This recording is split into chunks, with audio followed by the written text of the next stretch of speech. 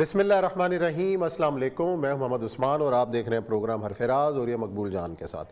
नाज़रीन, आज election commission में फ़ॉरेन फंडिंग केस के हवाले से स्क्रूटनी कमेटी की रिपोर्ट पेश हुई, जिसके मुताबिक ये कहा गया कि PTI ने कुछ अपने अकाउंट्स छुपाए हैं।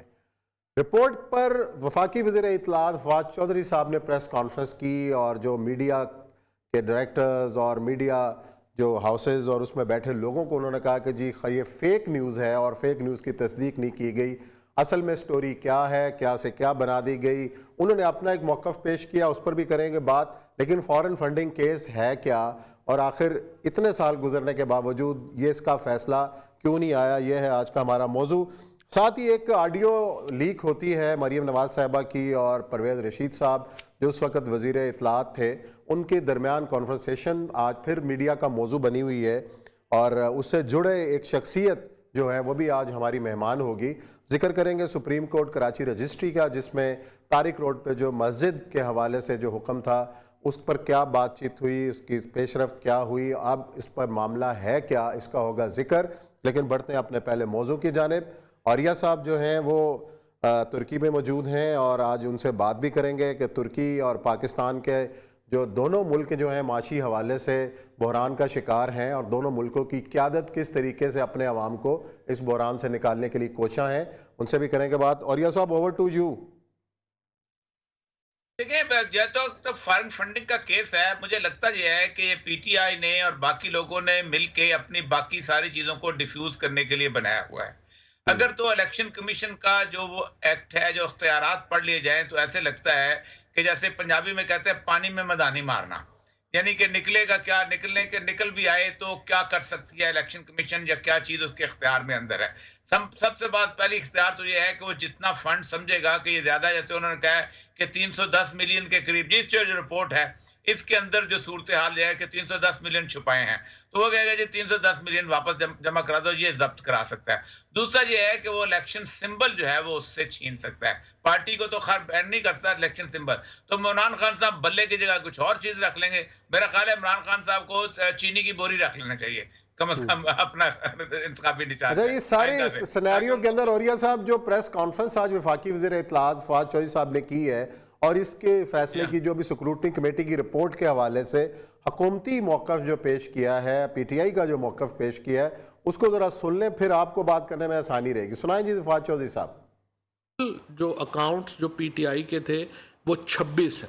26 में से 8 अकाउंट्स जो है वो नॉन एक्टिव हैं, उन अकाउंट्स में कोई ट्रांजैक्शन कभी नहीं हुई। 18 अकाउंट्स फंक्शनल हैं जो करंट हैं, वो 8 अकाउंट्स हैं। 6 अकाउंट्स हैं वो PTI के अकाउंट्स नहीं हैं। जो 4 अकाउंट्स हैं वो PTI ने उनसे लाताल्लुकी का इजहार किया है। कुछ टेलीविजन चैनल्स ने जो नुक्ता उठाया वो ये है कि 1 अरब 68 करोड़ में से 31 करोड़ जो हैं उनको एक्सप्लेन नहीं किया गया, उसको बताया नहीं गया। एक ट्रांजैक्शन हुई है 16 करोड़ रुपए की और एक ट्रांजैक्शन हुई है 15 करोड़ रुपए की। 16 करोड़ रुपए की ट्रांजैक्शन जो हुई है वो इसलिए डबल काउंट हो गई कि PTI के एक अकाउंट में पैसे आए सेंट्रल अकाउंट में, उस अकाउंट से वो पैसे ट्रांसफर हो गए दूसरे अकाउंट में। 15 करोड़ रुपए का एक और अकाउंट है जो कि सेंटर से ट्रांसफर हुए पैसे सूबों को, वो अकाउंट्स भी डबल जो है उसको काउंट कर लिया गया। एक एक रुपए का हिसाब किताब इमरान खान ने दिया। ये फॉरेन फंडिंग का कोई सवाल ही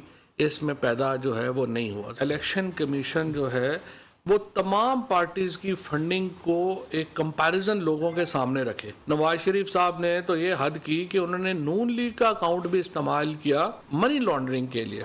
पीपल्स पार्टी और PMLN के अकाउंट्स की भी साथ ही स्क्रूटनी होनी चाहिए। ये UI है, TLP है, बाकी जमातें, उनकी तो स्क्रूटनी ही नहीं हो रही। जी औरिया साहब, फवाद चौधरी साहब की गुफ्तगू आपने सुनी और जिस तरीके से उन्होंने वजाहत की है, बल्कि उन्होंने तो उल्टा अपोजिशन जमातों को कह दिया कि इन्होंने अपने अकाउंट जाहिर नहीं किए। तो मामला यहाँ पे भी वही है कि अगर कारकर्दगी की बात होती है तो पुराने वालों की हरकतें ऐसी थी कि हमें ये चीज़ भुगतनी पड़ रही है। इस मामले पे भी वो बात PTI की हो रही है, कह रहे हैं ना पीपल्स पार्टी ने ना नून लीग ने ये अकाउंट जाहिर किए हैं। तो ये जो मामला है, ये इल्ज़ाम तराशी का सारा जो मामला चल रहा है, ये किस तरफ जाता हुआ नजर आ रहा है आपको? देखिए, पहली बात तो यह है कि फवाद चौधरी साहब को शायद इनका अंदाजा नहीं है कि कानून ये कहता है कि फंक्शनल हो या नॉन फंक्शनल हो। जब से आपकी पार्टी बनी है उस वक्त आपके जितने भी अकाउंट्स थे वो सारे के सारे आपको जमा कराने पड़ते हैं।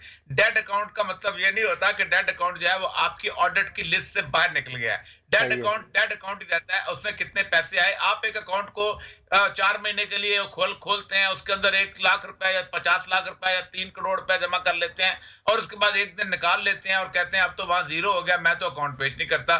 तो ये कोई उनकी कोई मंतक नहीं है जो उन्होंने बताई है। दूसरा, जहां तक उनका ताल्लुक है, वो बात देखिए, पूरी दुनिया के अंदर ये सूरत-ए-हाल बड़ी अजीबोगरीब और गंभीर है और ये पाकिस्तान के अंदर तो ये और ज्यादा गंभीर इसलिए हो गई है कि पाकिस्तान ने पार्टी फंडिंग का कोई तस्वर है ही नहीं किसी भी जगह पर भी। ये इलेक्शन कमीशन में चूंकि अगर एक बाबर साहब नाराज ना होते तो पीटीआई के अकाउंट्स को कौन देखता। दूसरी जगह अगर कोई नाराज नहीं हुआ तो उसकी बात चल रही है।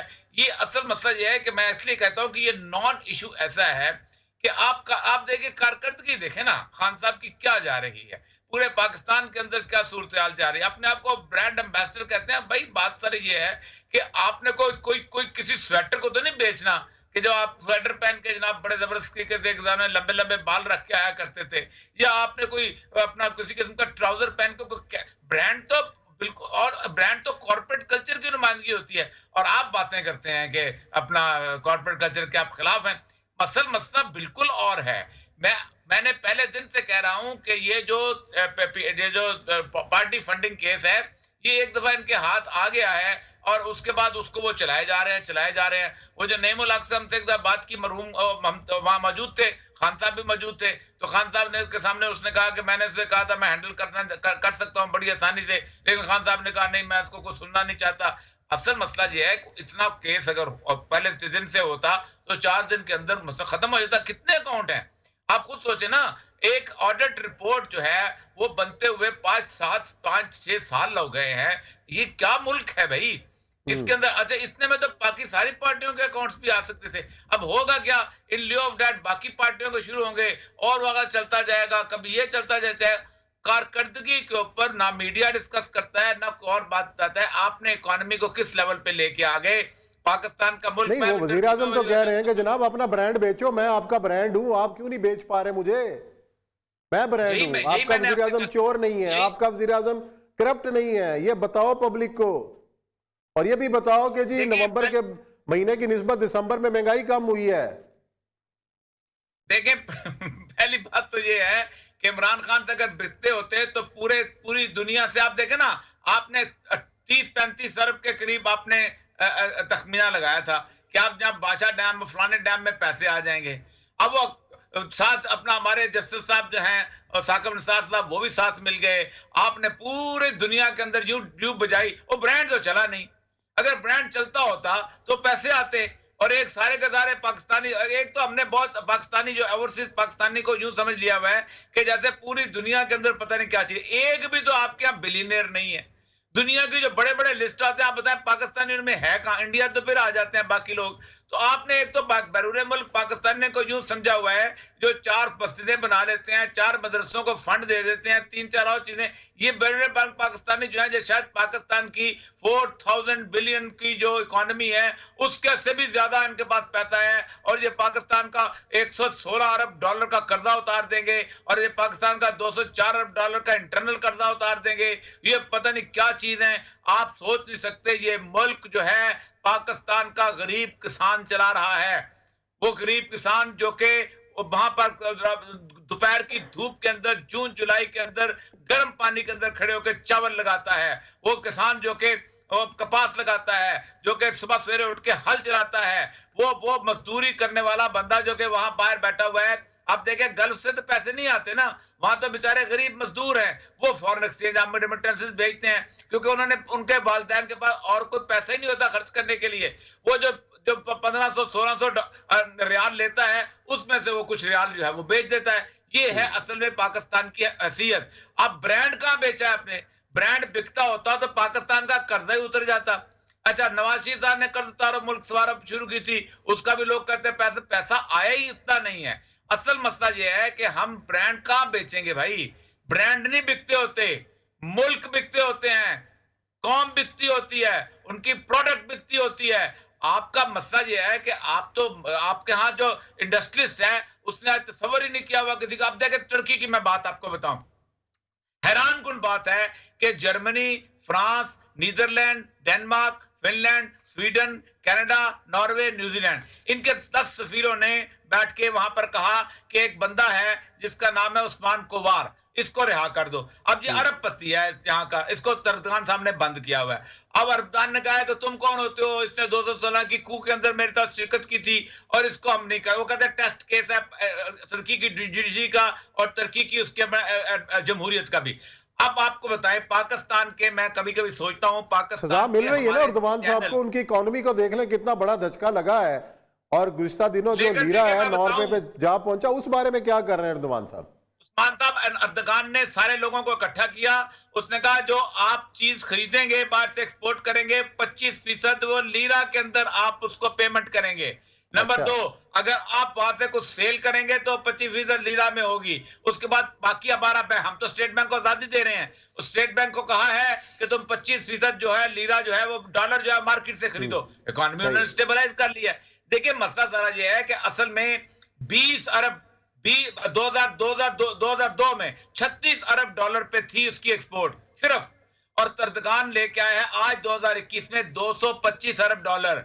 अच्छा, कितना फर्क है इमरान खान में और अर्दगान के अंदर।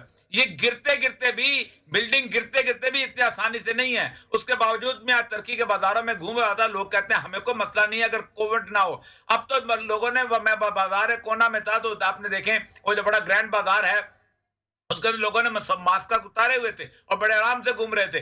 असल में ये गाजी अंतब है, एक बहुत बड़ा सूबा जहां हमारे बहुत अच्छे दोस्त जो हैं वो उनके जो अली जो हैं वो वजीर खारजा वो रहते हैं। 36 वो उसमें आप देखें, अंदाजा करें कि उसकी जो टोटल एक्सपोर्ट थी वो तकरीबन 110 अरब के करीब, 110 अरब डॉलर के खरीद एक सूबे की, और वो 27% इजाफा हुआ है।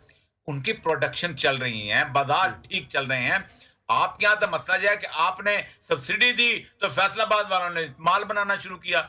बाहर कोरोना था, बांग्लादेश बंद हुआ, इंडिया बंद हुआ, आपने कहा क्या बात है कमाल, हमने ये बड़ा, ओ भाई कोरोना ना होता तो उन्होंने बांग्लादेश उससे खरीदा था। ब्रांड आपका बिकता कहाँ है, किस जगह बिकता है, आप मुझे बताइए। ये कोई क्रिकेट का कोई वर्ल्ड कप तो नहीं हो रहा कि आपका ब्रांड बिकेगा। और सबसे बड़ी बात यह है कि ब्रांड बिकते होते हैं कि जब उस वक्त आपकी अपनी पूरी कौम के साथ आपके चलते हैं। असल में मैं कभी कभी उस्मान साहब एक और मजेदार बात बताऊं, जब 2016 में कू हुई थी इसके खिलाफ, वो जो अपना फतेह अला गुल्ले वाली के स्पोर्ट के बात करते हैं, पाकिस्तान का हर साफी लगा हुआ था, ओ जी फौज के खिलाफ ये कर दिया, ओ जी फौज के खिलाफ ये कर दिया, अवाम उठ खड़े हुए टैंकों के आगे लेट गए, टैंकों।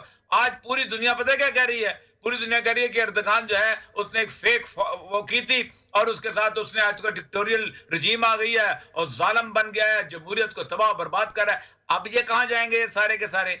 अब ये का मसला सारा ये है कि कोई नेचुरल थिंकिंग ही नहीं है। कंपेयर तो करें तुर्की के साथ अपने आप को, आप देखें उनका जो मेट्रो सिस्टम से बिल्टअप हुआ है, इसके साथ उनका सारा जो मेट्रोपॉलिटन शहरी निजाम है।